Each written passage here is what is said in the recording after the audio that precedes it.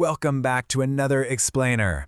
Have you ever looked at one of those satellite dishes bolted to the side of a house and wondered, well, why it never moves? I mean, it just stares fixedly at this one exact empty patch of sky, day in and day out, and somehow it maintains a perfect connection to a satellite zooming through space. It honestly seems like magic, right?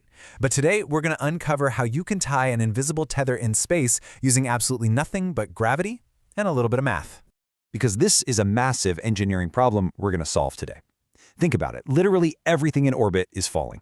Everything up there is moving incredibly fast just to stay in orbit. So how do you make a spacecraft, which is physically moving at thousands of kilometers an hour, appear to just completely freeze in the sky from our perspective down here on the ground? Well, it all comes down to a few brilliant algebraic formulas. Okay, let's dive into our roadmap for today. We'll start with part 1, the illusion of stillness. Then part 2, deriving the magic formula. After that, we'll hit part 3, crunching the real numbers. And finally, part 4, applying the physics. All right, section 1, the illusion of stillness, defining the geostationary trick. So, before we do any math at all, we really have to define what this stillness actually means. A geostationary satellite revolves around the Earth in exactly 24 hours, parked right above the equator.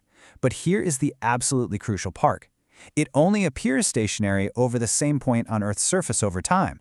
The satellite isn't stopped at all. It's just matching our rotation perfectly. And to pull off this grand illusion, we've got to have some very strict, precise characteristics. First, the orbital period has to be precisely 24 hours. No more, no less.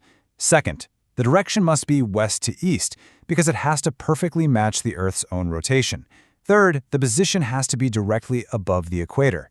And to achieve all of this, the height is initially estimated at approximately 35,800 kilometers. But we're not just going to take that height for granted. Oh no, we are going to prove it. So for our initial setup, let's place a satellite of mass m in orbit with a velocity VO. That velocity is being driven by the mass of the Earth, which we'll call me. And r is that vital distance from the Earth's center. It's essentially the invisible tether we need to calculate. Moving right along to section 2, deriving the magic formula. The blueprint for stillness. This is where we get to pull back the curtain on the physics to find the specific mathematical blueprint that makes a geostationary orbit possible. And don't worry, we're going to follow a very logical 3-step progression here. Step 1, we determine the orbital velocity dictated by gravity. Step 2, we look at the basic geometric formula for anything moving in a circle. And step 3, because our satellite is doing both, being pulled by gravity and moving in a circle, we simply set those two formulas equal to each other and solve for our missing distance, r. So here's the contrast. On the one side, we've got orbital velocity dictated by gravity, and on the other, standard circular motion velocity, which is 2 pi r over the time period t. Since both of these represent VO, they absolutely have to equal each other. By setting those equal and isolating r, we get our magic formula, equation 3. And I want you to notice something totally amazing here. The mass of the satellite, m, completely cancels out. That means it literally doesn't matter if you're putting a tiny little weather probe up there or a massive space station. The required distance is purely based on gravity, Earth's mass, and time. How cool is that? All right, section 3, crunching the real numbers, plugging in the universe's constants. To actually do this, we need to gather some really massive numbers.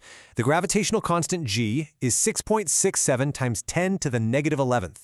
The mass of the Earth, me, is a staggering 6 times 10 to the 24th kilograms. Pi is our trusty standard, 3.14, but I really want to highlight the time period t here, 86,400 seconds. Why that specific number? Because that is exactly 24 hours converted into seconds. It's literally the heartbeat of our geostationary illusion.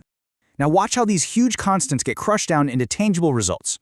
When we plug these values into our derived formula, it yields an orbital radius of 4.23 times 10 to the 7th meters. And if we feed that r back into our velocity formula, it gives us a blistering 3.07 times 10 to the 3rd meters per second.